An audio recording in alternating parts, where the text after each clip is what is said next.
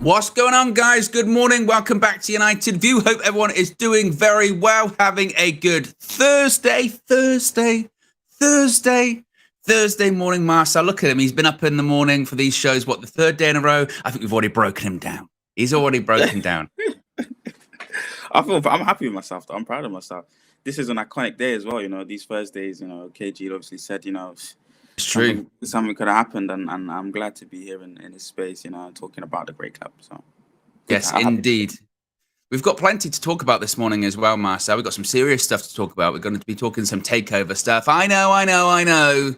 Takeover, it's monotonous, it's boring. 10 months it's been going on, Marcel. November, the first announcement came out that the Glazers were exploring those strategic alternatives. And now we're talking about basically confirmation that the season is going to start and the Glazers are still going to be in control of this football club. And also frustration on the part of Sheikh Jassim, the 9-2 Foundation, and Sir Jim Ratcliffe and Ineos. And really Sheikh Jassim's point of view that even Sir Jim Ratcliffe, he's not even really a serious contender. He's just a negotiating chip for the Glazers to use. So there's plenty to get into there. We're also going to be talking about a little bit more about Andre Onana. He was completing and has completed his medical yesterday in Manchester. An announcement could be coming today, possibly, and the expectation that he's going to be flying out to the United States to be joining his teammates, possibly to be playing this weekend against Arsenal. We're going to be talking the latest when it comes to Rasmus Højlund and how Erik ten Hag loves. He loves the player. He loves the player. We're going to be talking about that. An update on Harry Maguire and a possible exit for the former Manchester United captain as well. And also, we're going to be talking about Kovar, who did play yesterday, played the full 90 minutes yesterday, was very impressive. How it's expected that he's going to be going out on loan because he's not been included in the travelling squad to the United States. But Kobbie Mainoo, he is going out to the United States. He isn't going out on loan, and he's got a part to play this season. So there's plenty to get into this morning. So be sure to smash a like on the like button. Be sure to subscribe. Bottom right-hand corner, I can already see people in the chat. King says, and it's true, can Marcel sit in the middle of the chair? Can you see that? I'm not in the middle. Yeah, it's true. That's much better. Is that annoying? Yeah, well, we're in a box. Yeah, but we're in a box. So if I mean, you won't be able to see this because Marcel can't see the box. Yeah, but if I did the show like this, yeah, so we're going to be like this, and I'm just out of the screen. It'll be very frustrating. It'll be like, what's going on? Can I sit on the side of the chair but move it centrally to the middle of the screen? I mean, what's this? Just not wanting to sit in the middle of the chair thing. What is that? No, I just. Is this a new Marcelism? Is this what this is? No, you can sit in the chair anyhow. It live outside of time, deep within the subconscious and in the consciousness of the Manchester United fans. Chairs are sitting on sideways. I'm just not generic. I'm just not like. You don't have to sit in the chair how it looks like you should sit in it. Put it that way. What? You don't have to sit. You don't have to sit in the chair the way it looks like one should sit in it. That's what I said. So generically, people would think you'd sit in it, back to the back of the chair, but you don't have to sit like that on the chair. Well, no, you don't have to, but that's sort of the common function of it is to sit that way. I mean, that's why, for instance, for people that sit the other way around, the back of the chair is to support your back. No, some would say that. Yeah, it doesn't mean you. Well, no, it is. Some would say that it starts slouching. The person who invented the chair, that's what that bit's for. You're making some executive decisions right now on his original. It's not me. It's the person who made the chair. Well, firstly, who is that person, and when did they say this? I don't know, but that's the function of the chair, is to support your back. I can't, for instance, the chair I'm sitting in at the moment, I can't turn around and sit in it the other way because this is for my back. Well, this isn't for me to lean on. Flip the chair the other way. You can. No, I can't because I've got side bits on. I can't get into the chair that way. Okay, fair enough. I don't have any side bits on my chair. What is going on here?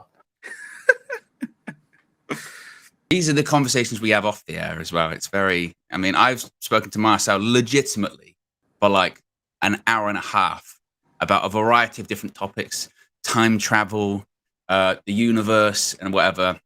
It's a different show for a different time. Anyway, I don't even know how to segue into the Glazers staying after that. But It's a serious issue, Marcel, very serious. Mike Keegan from the Daily Mail reported yesterday the latest update when it comes to the Manchester United takeover process, saying that there is clarity in that the Glazer family will still be in control of Manchester United when the Premier League curtain is raised on Monday, August 14. He's also said that there are now concerns among those involved whether the Glazers will sell Manchester United. Some believe that the process may well be paused. The prospect of this lingering until autumn or even winter has been discussed in both camps. We could be possibly waiting until the end of the year, Marcel. We could have 12 months of this. It's insane. In fact, Mike Keegan says that one well-placed source has described the Manchester United takeover process as an utter charade. Fans should be asking questions, they asked.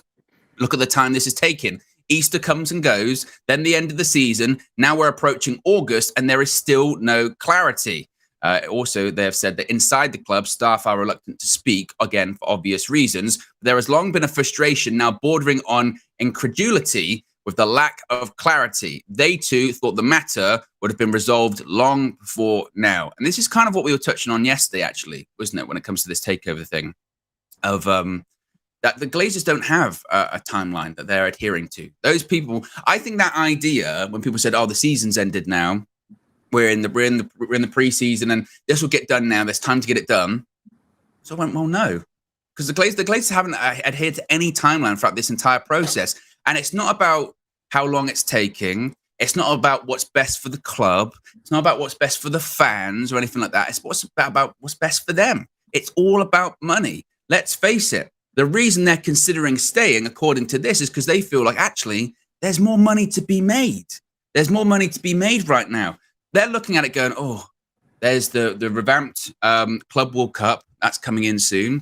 There's the updated version of the Champions League. That's coming in soon. Broadcast fees rights are going up. They're going to be negotiated again soon. Actually, maybe if we can just find a way to stick around for a couple more years, maybe we can make even more money. And then maybe we can actually sell the club for even more. We're charging or hoping to get 6 billion quid at the moment for the club. 2 or 3 years, we can maybe ask for 10 and someone might actually pay it. So this whole idea that they would have stuck to a timeline anyway is farcical. This whole thing is absolutely farcical. I mean, Marcel, look at what's happened over the last, even just like the last couple of months. The Qatari newspapers coming out, it's done, Company's House.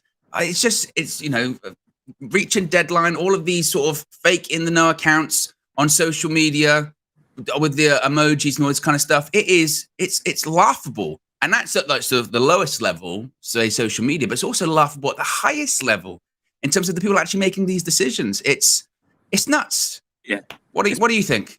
It's been really bad, but they've always been slow to make decisions on things. They've always been a bit cowardice in terms of being decisive and concise on what they think or the way that they're going to move and put the club in a certain direction. So we're just here in limbo right now. We don't know when anything's going to be sorted. I think the other day I said, sometimes chairmen or club takeovers take a long time, and they can go on for a long period of time. You said 10 months now. On top of that, the Glazers might be thinking, look, Ten Hag might become very successful within Manchester United, and we might get some Premier League trophies, Champions League trophies, and that's more reason for them to stay because more money will be coming into the club or going through the club. So it could be an issue, long term with them being here, and the fact that they've it is an issue. It is an issue long term that they're here. Absolutely. Oh yeah. Sorry. Absolutely. Sorry. Let me change my words there. Absolutely is an issue them being here long term, and the fact that they've said, how many months ago that they're going to leave and they haven't made a decision, and now it's just getting a bit boring. It's getting a bit frustrating. But right now we've got to focus on the transfer window. I think the transfer window itself, though, I think it wasn't even wishful thinking. I think that's a good time for them to have left. There's nothing really not going on in terms of on the pitch stuff. There's nothing going on. They should have been able to make the decisions, maybe and accept a price at this time just to help the club move forward. But we can see how selfish they are in terms of their mindset and their decision making. So we just got to suffer for a little bit. But for me, like I was saying ages ago, the fact that they're leaving is the positive. I'm not too worried. The thing that I hold on to is that I'm not too worried when it happens. The fact that they are leaving for me, and I still genuinely do believe that's going to happen, Owen, is the positive.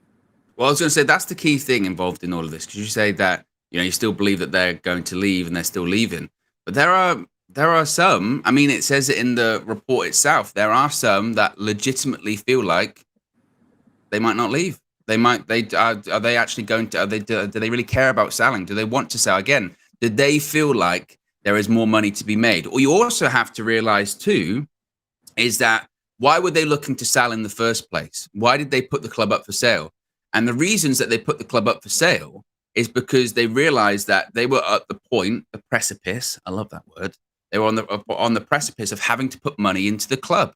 They had to put money into the club because the stadium needed renovation, or they needed to build a new one. They needed to renovate the training ground. The debt was escalating out of control. The cash balance was at a near all-time low, and they didn't have the money or the want or the desire to rectify all of those issues. That's why it started off with, well, maybe minority investment, because they just need money. They need money.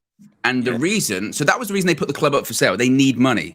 And the reason they might stay is because they realize, actually, we can make more money. We can make that money, or we can find a way to make that money that we need to not fix all of those issues, because they still don't have the capabilities to build a new stadium, build a new training ground, invest in the academy, invest in the local area, invest in the first team, all that kind of stuff. They don't have the capabilities of doing that. But maybe they might have looked at it and said, well, maybe we can address a couple of those things.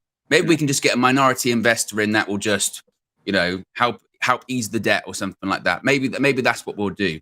But apart from that, and again, it's ridiculous, really. And I think my thing with it though is that I just can't believe that. I can't believe that they think they could get away with it in terms of the fan reaction to it, because you can't dangle that carrot. Surely you can't, and then get away with it. Well, look, they I don't think they even turned up to the stadium at any point last season, So, and it would be a travesty. The fans every single game would go absolutely ballistic if they end up being here even into next season. If they get through the whole of next season, when we were meant to sell the club, it's been a year and 10 months or whatever it's been. I just think that just cannot happen. Like you said, they can't do that. But I'm really, really hopeful, and sometimes a bit worried, but genuinely I believe that they'll be gone. So I'm not looking too much into it, but I genuinely do believe they'll go at some stage. I mean, I'm still with you in the sense of that. I do think. I don't know what to think anymore, honestly, because the longer it drags out, anything could happen, really. Anything could. I mean, I still do think, and this is what I saw Ben Jacobs did a thread last night, saying that they still are determined sellers at the right price. And clearly, as we said before, the issue is, in their minds, they still haven't got that price that they're happy with. They still haven't got that. They're still looking for reportedly £6 billion. That's what they want. That's an inflated price, though. Owen. Oh, my goodness me. Inflated. It's inflated to the point of nearly burst. I mean, it's ridiculous. But they haven't got that. And also, their options at the moment are limited in terms of these full takeovers, in terms of, the majority share being removed, because the Jim Ratcliffe one, David Hellier said it's dead in the water. So they can't go forward with that, even though he's still technically in the race. Sheikh Jassim's the only credible full takeover bid now on the table, but it's not as much as they would want. It's £5 billion or just over. They want 6. So my prediction is that they go back to Sheikh Jassim one more time and say, can you put in one more? Can you put in one more bid? And then we'll accept it. Or can we negotiate one more bid or something like that? But even that, Marcel's nuts. That would be a 6th bid. Yeah. 6. There was 3 rounds of bidding, and he would have put in three more bids.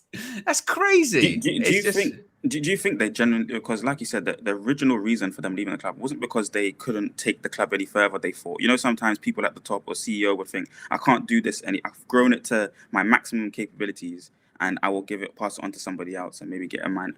That's not the reason why. They want more funds. So because they've inflated the price, Owen, do you think maybe they could get a minority investor now and say, look, we're roughly valued around the £6 billion. If you give us another 300-400 million to get us through this season or next season, do you think that we might start hearing reports potentially of a minority investment actually being at the forefront? Well, they're the rumours, aren't they? They're the rumours there, and we do know there are people like Elliot, Carlisle, of those people that have been willing to put in a minority stake. And again, what that would go to, we don't know. Whether that would go to again easing the debt, or whether it would go to just renovating or building a new stadium, something like that. Richard Arnold said it. And what's crazy, Marcel, is this was like a year ago. That when Richard Arnold was in the pub with those people, that's about a year ago. I think it's even over a year ago at this point.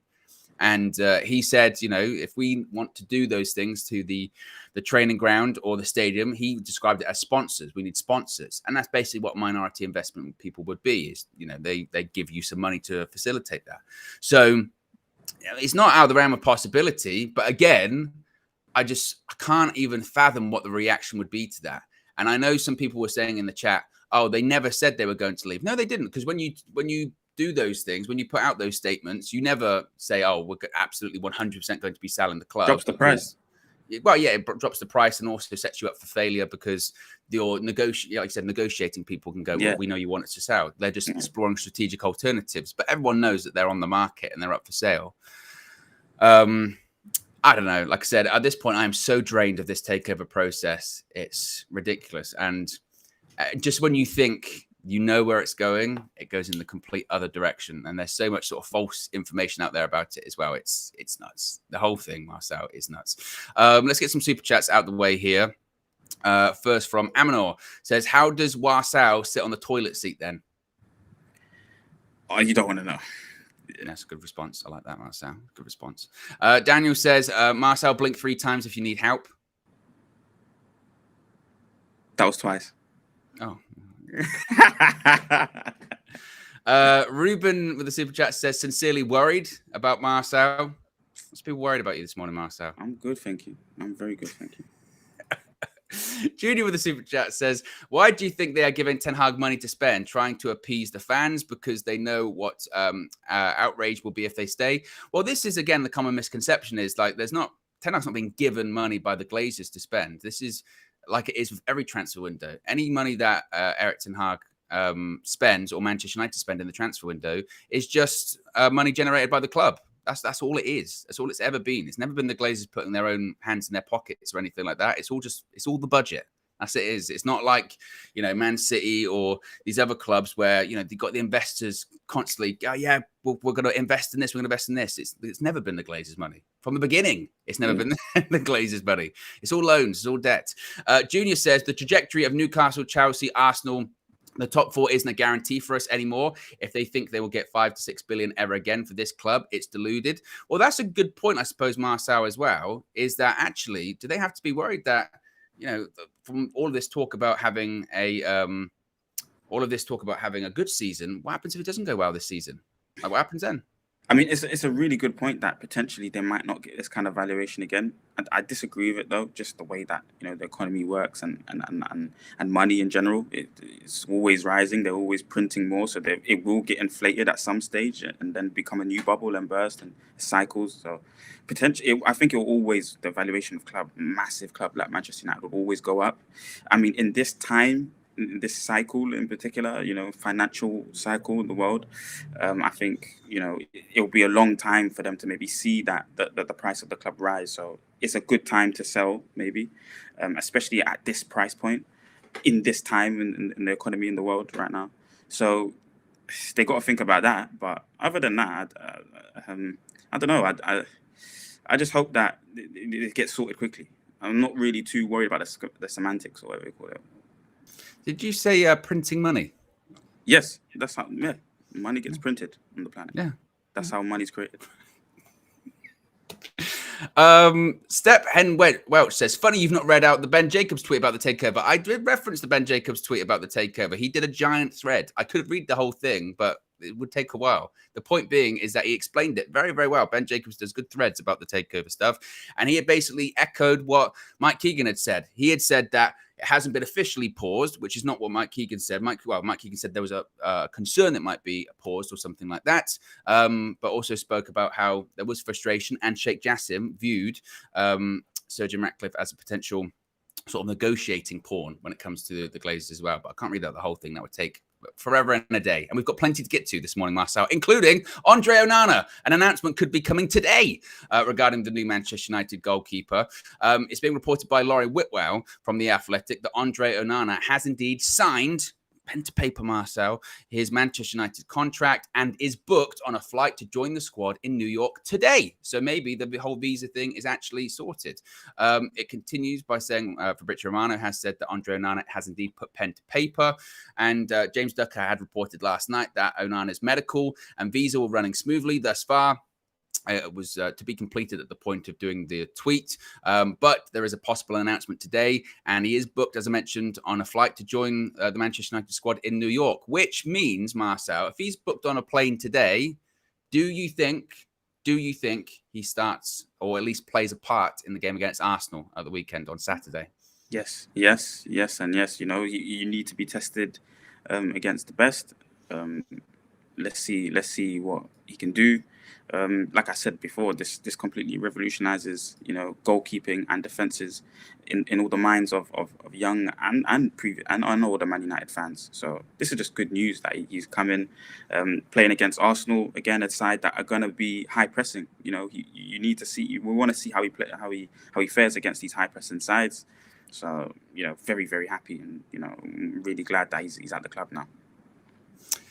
Yeah, I mean, like I said, I was concerned because I thought with the time ticking over, of course, they flew out yesterday, and it was more the visa process I was a bit concerned about because, again, bureaucracy being what it is, sometimes these things can take a bit longer and they can take a while to go through the system. But sometimes, you know, when you've got like Man United, you've got a lot of money to throw at the situation, they can speed these things up, can't it? So the fact that he's flying out to New York today would imply that that's all basically sorted, that's all resolved.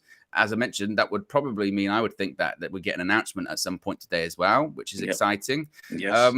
And it makes me just even more excited for that game against Arsenal on Saturday. You know, they're going to have all their signings there so far. They're going to have Declan Rice, Jurriën Timber, and Kai Havertz. Oh, Marcel, did you see the Kai Havertz stuff? No. Please inform me. Well, so they're in America. They're there earlier than us because we had the game yesterday. And the MLS do this thing where they have it's like a crossing and volleys challenge, I think. You know, when they cross it into the box and you have to get these volleys in. I think I've seen Nani do it when he first joined his club. Yeah, or like Javier Hernandez did it one time as well, like that kind of thing. They have these like skill challenges, basically. So one of them is the crosses and the volleys. Another one's this like, you have to sort of, balls put over to you and you have to like juggle it and try and knock it into these different sort of compartments and this thing in front of him. Marseille did terrible. And it's not easy. I know it's not easy, but I think someone was saying that he like it's the worst anyone's ever done it or something like that. It's a bit like Dembele when he got signed. But I think the record is that no one's never like not scored during it. He didn't score one. I've been speaking to Arsenal fans and he's. It looks like he might be part of a midfield three of him, Odegaard, and Declan Rice. You know, and for me, I don't want to speak too much on other clubs, but you know, in terms of defensive transitions and defensive, it's just not going to be the same for them. I know that they want to push more bodies forward, high up the pitch, but if Thomas Partey leaves or whatever, then they're going to be in a big issue. So it's funny. Not a single one, Marcel. He didn't. No one's ever done that badly. You know what's crazy with our goalkeeper? Andre Onana would have scored one. Yeah, yes. He would have legitimately. I'm not even, and that's not even me like banter, exaggerating. Andre Onana would have scored one. If you crossed into him, he'd have taken a touch, volleyed it, no problem, or first time volleyed it. And what's crazy as well, Donny's goal yesterday, that's basically what happened. Ball into the box, volley, first time, easy. Actually in a match as well, crazy. Nevertheless, Andre Onana, again, it makes me more excited for the game Saturday if he's going to be involved because it's a big signing. I was talking to a friend of mine last night who's a Chelsea fan. He was, and because obviously Chelsea for a while were linked with Andre Onana, and he was like, oh man, I'm really jealous of that. I thought that'd be a really good signing for us. I think because it's been so sort of slow with the Onana thing, we spoke about it so many times. I think sometimes we keep forgetting just how transformative this guy's going to be for us. Yes. And I'm really excited, Marcel. I don't know about you. I mean, you've waited for this day for a long time, have you not? Yeah, you know, it used to be called an agenda for me, you know, abuse, this, that. I used to get religiously for a long period of time, and now hopefully everyone's seen the light. I really hope it's a blessing to the club, you know, a new style. We're finally seeing the new style of football that we need to embark on to win trophies. That's all I wanted. It was to see the improvement of the club, and I could see a massive hole, you know. But now the defense, in terms of the starting 11, is complete. You know, that back five for me it's going to be one of the best in the league, you know, for the next 2 or 3 years. You might need someone to come in for Varane at some stage or learn and do the apprenticeship under Varane. But other than that, you know, there's competition, very strong and healthy competition for places. There's even adaptability in the fullback areas. If you know that there's a world-class 1v1 specialist that you're playing against, you put Wan-Bissaka there and you nullify it. So, you know, we've just got wonderful tools to the box in the defensive area. And for me, that starts the best attacks. You know, now we can start having a good platform for some of the best attacking moves and plays in the league and phases in the league now, because attack starts from the defensive area for me. Who do you think starts that game at the weekend? I was thinking this after the game yesterday. Yeah. If and we'll get to the squad in just a bit, but it's near enough full strength squad. The only person that didn't make it, like senior player, was Fred, and he is going to join up with him eventually. But who do you think starts that game against Arsenal? In goal. Just in the whole team. And I suppose it's an indication of Ten Hag, I guess, what he would believe to be a stronger side, maybe. Who do you think starts? I would like Kobe to start, you know, just to see how he fares in the environment. But I would like him to start. Mason Mount, obviously, Money Mount has to start. In goal, like you said, Onana and Kova might. He's not going on tour, actually. Kova's not going, is he? No. So Onana. But what's interesting is Henderson and Heaton, they're in the squad. Heaton might go then. Heaton might play at half. Heaton. I don't think Hendo will play at all, unfortunately. But fullbacks, who do we have to pick from at the fullback area? Well, right back, same as usual. So Wan-Bissaka, Dalot. Left back, Malacia's not in the squad because he's injured. So it's Shaw. And I think Fernandez has gone as well. So, you know, I think it'd be the back four would probably be Shaw, Martinez, Varane. And then it gets interesting between Dalot and Wan-Bissaka, you know. Yeah. I would like to see Wan-B and Dalot get a half each then. I want everyone to play. Yeah, I want everyone to play. It would be my 11. I wouldn't know whoever Ten Hag picks. I'll be happy with, because it's preseason. I'm not too worried about. Just everyone needs to get minutes. But like you said, it would be an indication to who he trusts against a good side. I'm going to go with the goalkeeper one. Will be quite interesting. I think maybe he might just go with Onana. Even again, it's 45 minutes. So he will play 45, so it won't be the biggest deal anyway. So go with Onana in goal. Left back, Shaw, Varane, Martinez. Right back's interesting. I think maybe it might just be Dalot, just because Wan-Bissaka's already had minutes, maybe. So you might want to just get some minutes into him a little bit. Midfield, that's going to be interesting because there's options now. So you could go Casemiro Eriksen. You could go Casemiro Mount. McTominay and Fred are on the Fred's not yet, but McTominay's still on the tour. I think he'd probably go with Casemiro, maybe Mount, I think. In front of them, then you've got obviously Bruno in the 10. Anthony will be on the right. Left-hand side, it's either going to be Sancho or Garnacho, because Rashford's going to be playing up front, you know, so... What do you think about the striker thing then? Because, you know, off air we were talking about, you know...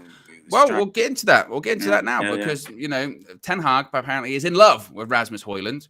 A lot of people saying Fred's not in the squad. Yes, Fred's not in the squad, but United did announce that the reason he's not in the squad is because he's got a personal issue in the UK. So he is going to be joining up with the squad at some point in the US. Obviously, there's been lots of speculation about his future, but yeah, Fred's not in the squad. We'll get into the squad just a little bit later on as well in more depth. But when it comes to the striker, Marcel, Alfredo Padula is saying that Erik ten Hag loves Rasmus Højlund. He loves Rasmus Højlund and believes he will be the perfect player for his tactics. He is confident that Højlund will establish himself quickly in the Premier League, which is a really interesting line there. Not only is he a perfect player for his tactics, but he's also confident he's going to establish himself in the Premier League. We'll come back to that. Atalanta are asking for 60 million euros fixed plus a fixed 60 million fixed base plus 8 to 10 million in bonuses. But at the same time, they want to solve it soon, obviously with the right offer. It's also been reported by sources in Italy saying that Rasmus Højlund has recently spoken with the Atalanta CEO, Luca Parcasi. My Italian's getting very good, Marcel. I don't know if you can tell. To make him really good, to make him understand once more of his desire to make the big leap to Manchester United. But it's really that first part that I really interested me, and that was that one, Ten Hag loves the player. 2, he thinks he's the perfect player for the tactics. And 3, that he'll establish himself quickly in the Premier League. And maybe that last bit is the bit that people, I've said it before, are a bit concerned about, because it's like, you know, he's young, he's 20, he only scored 10 goals last season. There's going to be an adjustment period, but Ten Hag's saying no, he's going to establish himself very quickly. He's going to get to it. You know, there's going to be no sort of transition, or the transition is going to be quite smooth. What do you think about that? Yeah, and Ten Hag's been right before. Yeah, Malacia came in smooth, you know, locked up Saka at home. You know, Martinez been an absolute one of those revolutionary players that hasn't played in the Premier League before. But Ten Hag knows the profile and understands the profile, understands what he needs from his side, knows what type of runs, what kind of footballer he wants to work in his system. So I trust in his ability in Ten Hag. It's very simple, and in terms of transitions, what I've seen from Højlund is very good there. Very fast player, knows that it's attacking spaces. You know that he's not worried about what's happening what's happening in the certain phases of play. He's attacking the space. He's not worried about the opposition defenders. So I think he's a brilliant player. Like you, I do understand though, young player coming to the Premier League, different beast, different quality of players, faster game. But Højlund looks like he's got all the tools already. So I think this would be a very good addition. And if Ten Hag likes the player, you know, we was talking about this last season in the transfer window. Players that, or was it 2 seasons ago? Players that don't want to play for the club, or you know, we want hungry young players. This ticks the box. This ticks the box. Amrabat wanting to come and join the club, desperate to join the club, ticks the box. You know, a lot of the the signings, the type of signings we're making are strong additions to the side, and Højlund's a striker for a long period of time. Everyone was upset about me saying Harry Kane, you know, and that he's older, he's on the older side of things, but Højlund's young and hungry and looks like a good striker. Yes, only 10 goals last season in Serie A, but hey, you know, he's gonna have Bruno creating for him, Mason Mount breaking lines and disrupting the back line, you know, Sancho a creator, Ahmad, Anthony, you know, there's so much wonderful talent at the club that will help bring him opportunities in front of goal.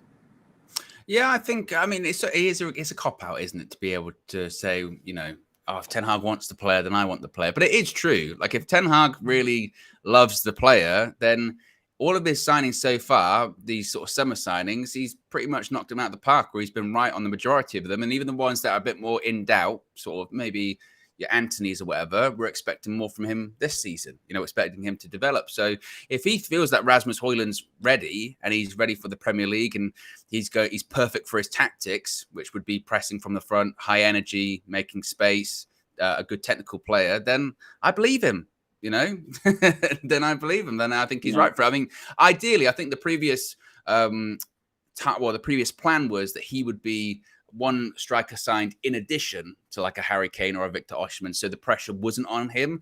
But we find ourselves in the situation we find ourselves in when it comes to FFP and some of those bigger strikers not being available, because also too it is quite clear that it's not a strong striker market this summer, but we can't go through the summer without getting a striker. I mean, we spoke before we started talking about yesterday's game, and I was saying that, you know, one of the bigger takeaways was just how desperate we are for a striker. And obviously, you can't get too carried away with that yesterday because we didn't have all of those international players, so we didn't have the full squad available to us. But even if we did, it's still very obvious looking at last season that we desperately need a striker, not even necessarily just because of the clinical stuff, because I think, you know, Anthony had chances yesterday. Ahmad had chances yesterday. That's got nothing to do with a striker. They should take those chances. They need to be more clinical. They need to take those opportunities. For me, it was more just having someone that knows how to play in the number 9 position, knows how to make those runs, knows how to play with their back to goal and just occupy defenders in a way that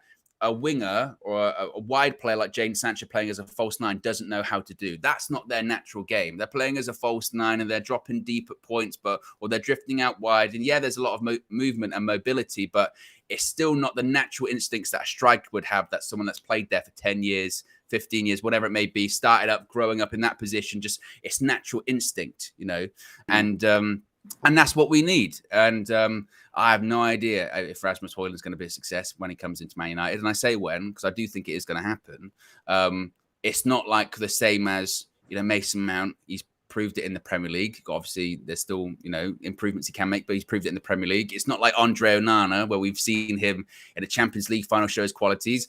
Rasmus Højlund, out of those 3 signings, is much more the sort of, I don't know what he's going to do. I can't sit here and watch a ton of Rasmus Højlund games because I haven't, you know. So, but if Ten Hag thinks he's the guy, no problem. But I would still encourage you to be more positive than that. You know, I think all strikers at Man United has in a season at least score 10 over the last few years. Like Jose Mourinho has been able to get something out of the strikers, you know, 10, 12, 15 plus goals. Or even Ole, you know, everyone's been able to get something out of their striker. Maybe not consistent form and a lot of goals, but I think he will be able to deliver the goals that we want. You know, the 15 goals, Premier League goals a season, the 12 Premier League goals a season. Maybe not next season in particular. Like you said, there is going to be a teething period. He needs to understand the pace of the game, but for me personally, I actually think he could. I'm sitting on the fence a little bit because for me personally, I think he hits the ground running. I genuinely think he hits the ground running and he'll be a top player for the club. But I do understand that people that will say, "Hey, look, he's too young. You know, it's been bestowed upon him too early. You know, and that kind of thing." So, but I think he'll be a top player early.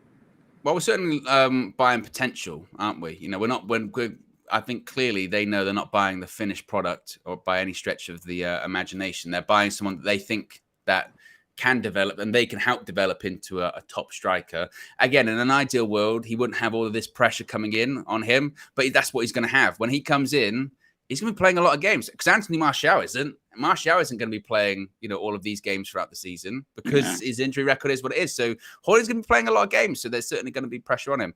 Let's have a look at the super chats here. Ahmad with the super chat says, a lot of subjects I don't see eye to eye with Marcel, but I feel I've been too harsh on him lately. Big up Marcel. Thank you. Thank you. So there you go, Marcel. You're winning people over. How many likes have we got at the moment? We've got over 1,400 people watching, only 228 likes. Let's see if we can get those numbers up. You know, again, not going to be too aggressive with it, but just, you know, maybe five. I like 500. Marcel, what do you think? I like 500. I think a light 750 would be nice, and it's light because we're not saying too much about it. It just slowly rises up. You are on crack. When we go to the studio, the cushion will be there, and you know, and all those kind of things. That's true. The Marcel cushion has not been delivered just yet, has it? You know. No. But then when you do Red Room in the studio, you don't need the Marcel cushion because you sit in a different chair. But that's because of Josh. I asked to bring that into the Red Room. Really? Yeah. I want it part of the Red Room. Yeah, those chairs can be a bit uncomfortable as well. Actually, no, they're not. They're all right, but I really like the cushion. The cushion. Well, I say that myself because I'm like 3 times the size of the width of you, so I can't actually get into those chairs that well. Yeah, when I get into those chairs, I stand up and the chair comes with me. That's part of the problem. I was about to say, I'm thinking about myself. Yeah. I get up and I go, it's bloody chair. Let's move on. Let's talk about Harry Maguire. Harry Maguire, this is quite an interesting one, Marcel, because obviously so much speculation about his future. He is in the squad that's travelled to the United States.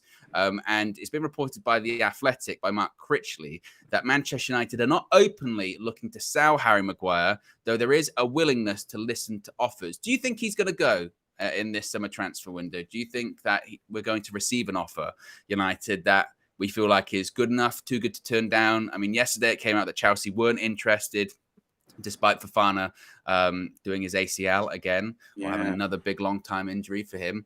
But they weren't interested in him, Maguire. I think they were interested in Mark Gay from Crystal Palace, although they've put a big price tag on him. Do you think he's going to go, though? Do you think West Ham or another club could come in? We should do a straight swap with somebody. I don't know who yet in my mind's eye who I'm thinking about. Maybe Anderson for Crystal Palace. From Crystal Palace, you know, plays wonderful pass, got a wonderful passing range, and maybe can be a good understudy to Varane. But no, he just needs to leave. We can't do a swap though, can we? Because we need the money. Yeah, true. And I'm just thinking Crystal Palace can't pay those wages. Yeah. But that is legitimately the problem, isn't it, with the Maguire move, is that he is on these big wages. And even West Ham said, like, that's why I think they put in a loan initially, but I'm sure they weren't going to pay the entirety of his wages, or they were going to do it, but they're like, we can't give you United anything else because you know that's our budget. You know, we don't have that really to. We want to spread out on other signings. I still think he'll go. I don't see now a situation where he can stay. I think that I was saying this before he was stripped of the captaincy. I was saying if I was people around Harry Maguire, if I was his advisors, his agents, even Gareth Southgate, I'd be saying to him, mate, you need to go. Like, you didn't play for a full season basically last season, and I picked you for the World Cup because I was always going to pick you for the World Cup. But people were questioning, saying, hey, you picked Harry Maguire. He hasn't played in ages, but Harry's my guy, blah, blah, blah. The Euros is this coming summer, this time next year. I can't pick you for that if you don't play for another year. Like that's really difficult to justify. So I can't do. So you've got to go. And also, if I was Harry Maguire, I'd be saying to myself, like, I need to go because I need to play anyway. Like, it's not as if he's a spring chicken. You know, you got your career. I mean, how old is he now? 29, something like that. Yeah, 29, 30. Yeah, 29, 30. So you're saying actually, you know, you're still in your prime. You know, for what that's worth, but you got to be playing games. Do you really want to be now just sitting on the bench for Manchester United, knowing that you're really not going to be involved? Like, you know, there are people way ahead of you at this point, where it's Varane, Martinez, Lindelof, even possibly now, well, Shaw as well. I think is ahead of him in terms of a centre back option. Maybe even Johnny Evans, if he sticks around, is ahead of Harry Maguire at the moment. So you just go for the sake of your career. And yeah, you're not going to make the money you're making at Man United at the moment. You know, if you go to West Ham or if you go to wherever you go, and yeah, it's most likely going to be a step down, but at least you're playing. And if you're playing, you're going to be. Gareth Southgate's looking for a reason to play Harry Maguire in the Euros next summer. So if he's just playing anywhere, even if he went to Luton and they got relegated, he'd still play Harry Maguire in the summer in the European Championships. Yeah. He's just looking for a reason. So I would say to him, look, have a bit of respect for yourself. Find the move and go. Like, there's nothing keeping you here now. Before, he was holding on to the fact that I'm still the captain and I'm really proud of being the captain. You're not the captain anymore. And again, a reminder, every single time it gets brought up, Harry Maguire is no longer the Manchester United captain because he's not good enough in the eyes of the manager. Yeah. It's not even a disciplinary thing. Most of the time, not all the time, but most of the time when at big clubs, when the change of captaincy happens, it's because either the captain leaves or they do something so terrible that they go, you can't be captain anymore. We're going to have to take you off. That didn't happen with Harry Maguire. That was literally just Ten Hag going, I just don't think you're the right person for it. I'm going to give it to Bruno.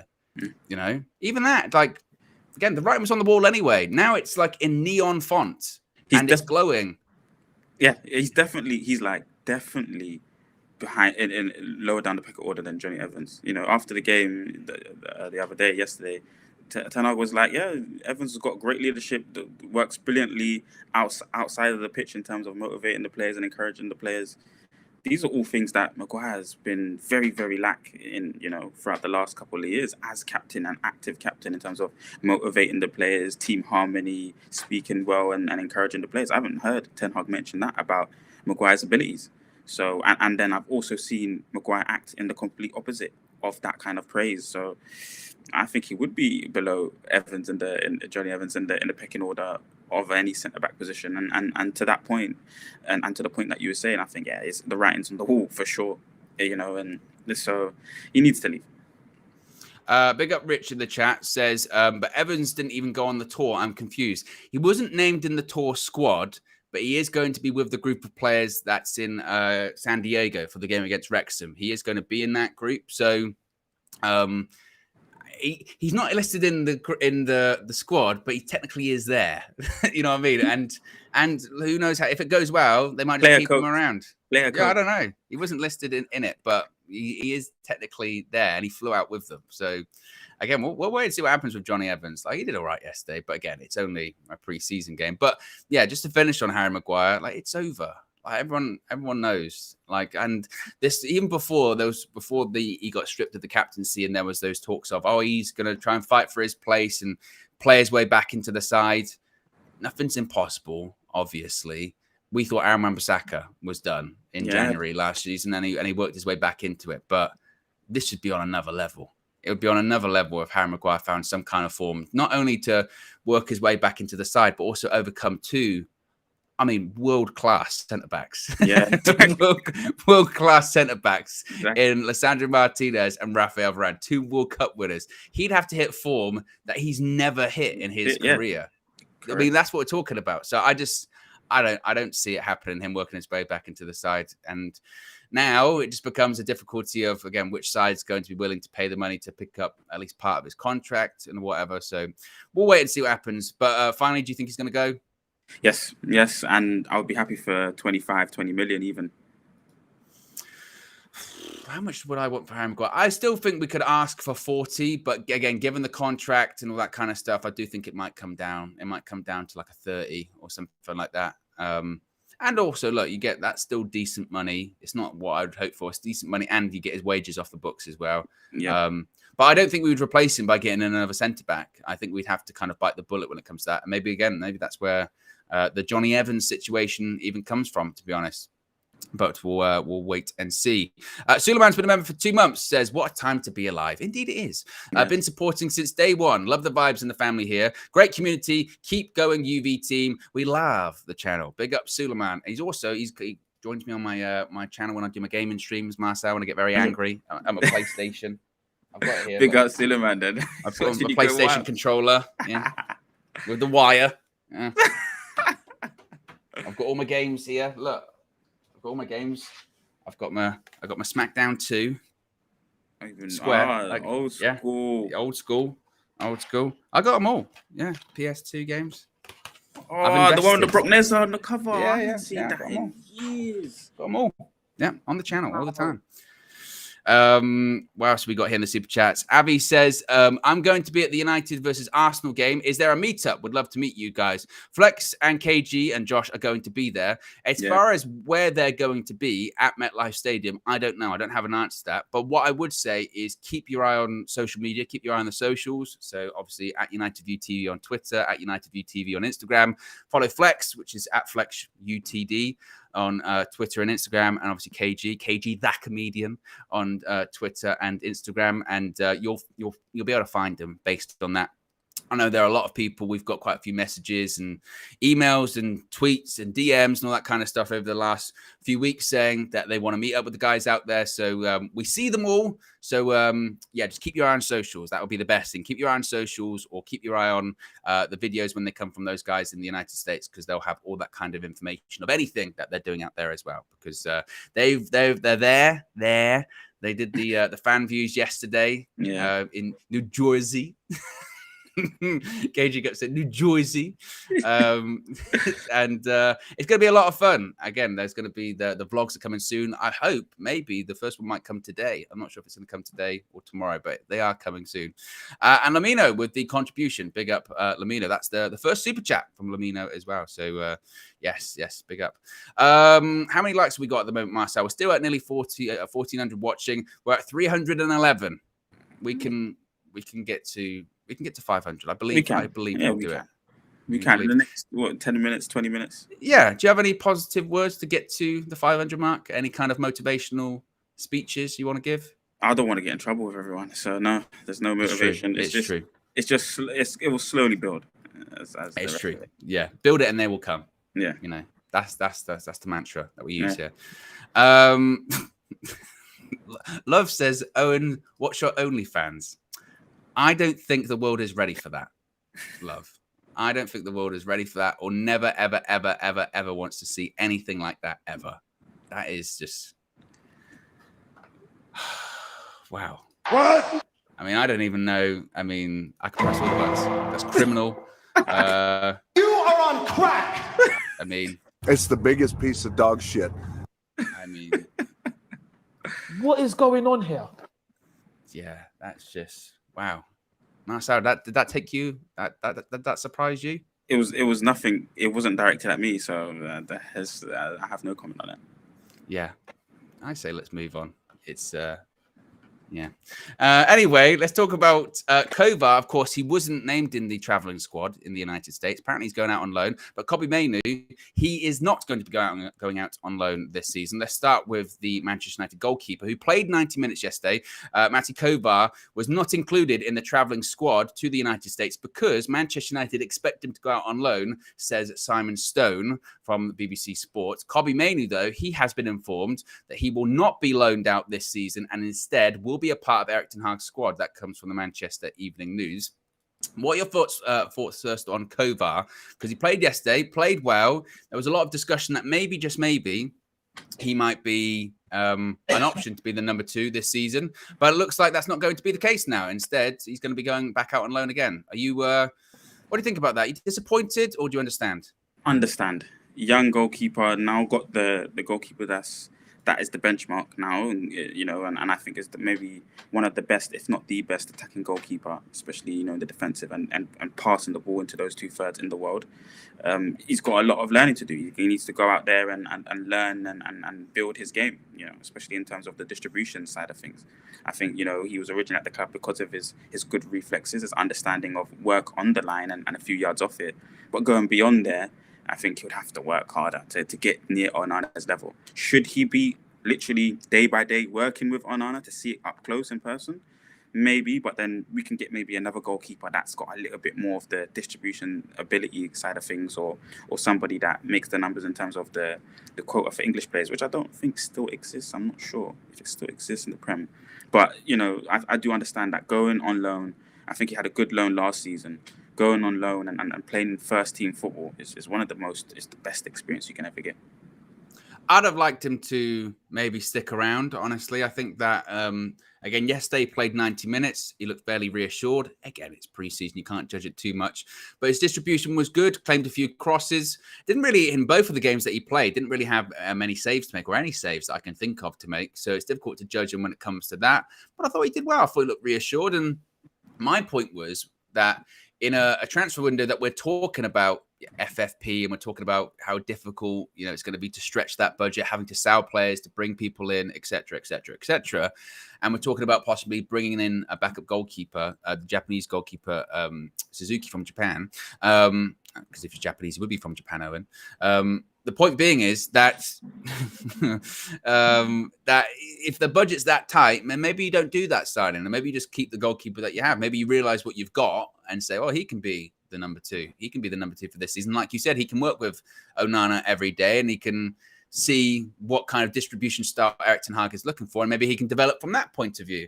Yeah. But clearly they're saying that they feel that he would be best suited to have a season out on loan. And look, last season, to your point, was really, really successful for him and clearly developed him a lot. So maybe they feel that send him back to Sparta Prague again, and he can have another good season, maybe win another trophy and come back an even better goalkeeper than he was previously. That might be the thing for him. So he's going to be going out on loan. Amanor says Warsaw may get aroused if he saw Kovar in the warm-up. I mean, the chat's gone very strange this morning, Marcel. Yeah. I'm not sure.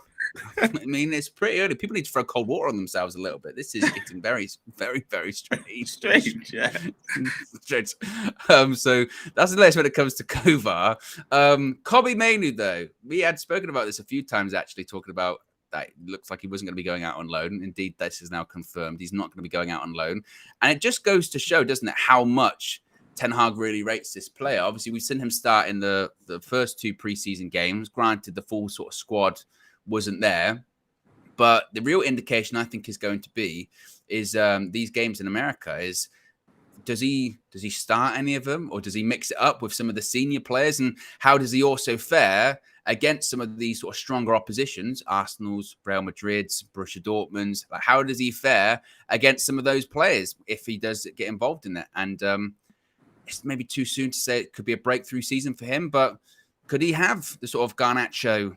Could he have the Garnacho style season this season? Well, the Garnacho style season, is an amazing season. Garnacho came in hitting the ground running differently. That was a big start to the season. Scored big goals, helped us win games.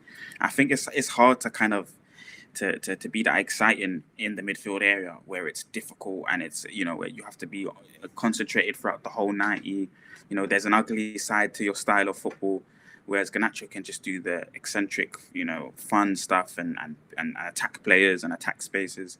Kobe's got to have his head switched on. He's got to show a level of maturity beyond his years early, and he's shown good signs of it. The fact that he's been on the bench, that was the big sign to me. All last season, he was on the bench with the first team. He just he's watching all the games, getting the feel of the crowd, at Old Trafford, coming watching, proper pros play in the midfield area. I do think it could be a breakthrough season, just because he's done a good part of the apprenticeship, just watching the game, watching players that are better than you, and he's watched the best in Casemiro, playing in and around that area. So to still be a part of the team this season is a brilliant sign, and if he can work his way into playing some of the cup games, playing some 1 or 2 games or 5-10 games in the Prem. I think we could see a very, very good Kobe Mainoo next season. Well, it's a crowded position, certainly, isn't it? That's Yeah. maybe the difficulty that he has. You know, you've got Casemiro, you've got Eriksen, you've got now Mason Mount. Fred going to probably go. McTominay, we don't know. And then maybe that's when you get into sort of Kobe Mainoo. So there's at least sort of 4 people ahead of him. Yeah. But again, if you make a good enough impact and if you're playing well, suddenly, and a couple of people aren't on their best game or injuries, suspensions, many competitions, as you always say, Marcel, fighting on all fronts, then there's a possibility that you do get some game time. So I think he's going to certainly get more opportunities than maybe he got last season. And it's about taking those opportunities. Look at Garnacho and say, well, he had just a little foot in the door and then he just kicked it wide open towards the end of the season. We stopped him from going to the Under-20 World Cup because we needed him. Yeah. So, and he got a new contract because of it as well. So I think that's Kobe Mainoo. There's certainly potential there as well. Just very, very quickly before we wrap things up, just to confirm this traveling squad for the tour of the United States. The goalkeepers, we've got Nathan Bishop, Tom Heaton, Dean Henderson is in the squad. Radek Vitek is also in there as well. Defenders, we have Dalot, Fernandez, Lindelof, Maguire, Lissandro Martinez, Shaw, Varane, Wan-Bissaka, and Brandon Williams. Midfielders, Ahmad, Anthony, Casemiro, Eriksen, Bruno Fernandes, Dan Gore, Hannibal, Kobe Mainoo, Scott McTominay, Mason Mount, Facundo Palestri, Jadon Sancho, and Donny van der Beek. Of course, no Fred, but he will be joining up with them shortly. Again, he's got a personal issue, which is why he's behind here in the UK. And the forwards, Anthony Elanga, Amari Forson, Alejandro Garnacho, Anthony Martial, and Marcus Rashford. So the only real exceptions are people that aren't there, as I mentioned, Fred, but he will be joining up. Terrell Malash is out through injury. And that's really about it as well, apart from, as I mentioned, the goalkeeper is going to be probably going out on loan, Kovar. What do you think when you see that squad, Marcel? Finn up front, maybe. Finn up front for out-and-out strikers. But, I really like the defence now. I really do like Manchester United's defence and the camaraderie between them and just how they are. So, yeah, that's really good. Money Mounts, needs more time to gel with the team and understand the players and fit well into this Ten Hag jigsaw puzzle. So it's good that he's part of the squad. It looks good. The jury's out on Sancho. This would be my main point. He had a good preseason last year. Needs to have another good preseason this year. The jury's out on him really to see how he continues to try and develop himself if he doesn't move on this season. It looked good, man. Brandon Williams, maybe time to move him on. One of those other players that are on the ultimate fringes of things and maybe a surplus to requirements type player. Palestri hopefully alone at some stage, but I really enjoyed his games at Old Trafford.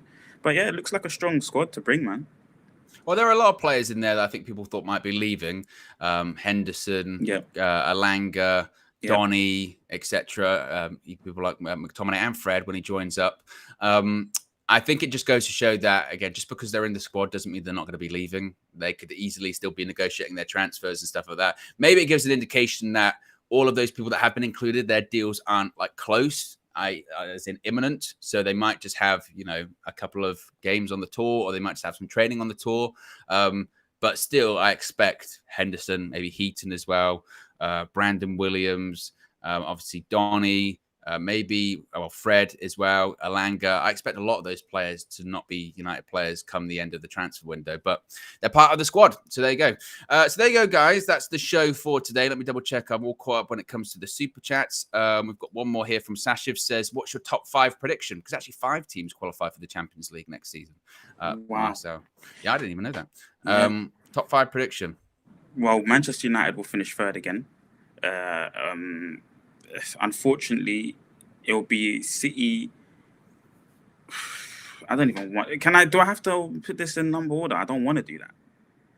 We can do what you want, Marcel. Okay, so then the 5 teams that will make the top 5, because Man United might win the league next year. It's very possible that we might win the league. So I don't want to put that out there. So Man United will be in the top 5.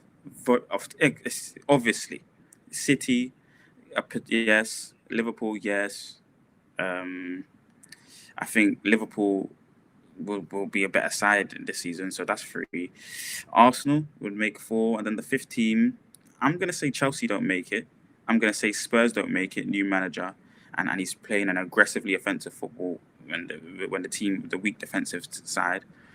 I'm going to say Newcastle. Newcastle maybe make it into the 5th spot. So that would be, yeah, that's 5. I'm going to say City, United, Arsenal. Actually, no, City, United, Liverpool, Arsenal, and then Newcastle. That's my 5. Yeah, I agree in with that order. Oh, in there. Okay. In that order. Listen, we could do something crazy, and home form's so strong. You know, you never know what happened this league this time. And City are going to be scared of us now. City are not going to press us in the way that they want to. All the top 6, they're not going to be able to press us and impose their game on us the way that they want to. And finally, Steve with the super chat says, people already underrating Mount. He's been playing with Mainoo and Hannibal in the middle, and he's still all over the pitch doing his thing. Can't wait. Can't wait as well. We'll be a Champions League and Premier League winner. I saw some people sort of going in a bit harsh on him. He didn't do much yesterday. Again, guys, it's preseason. It's preseason. Like this, it doesn't matter. It really doesn't matter. Anyway, guys, there you go. Be sure to smash a like on the like button. Be sure to subscribe, bottom right-hand corner. Stay tuned because the tour content is on the way from Flex, KG, and Josh, all the way there in the United States. We're out of here. Peace.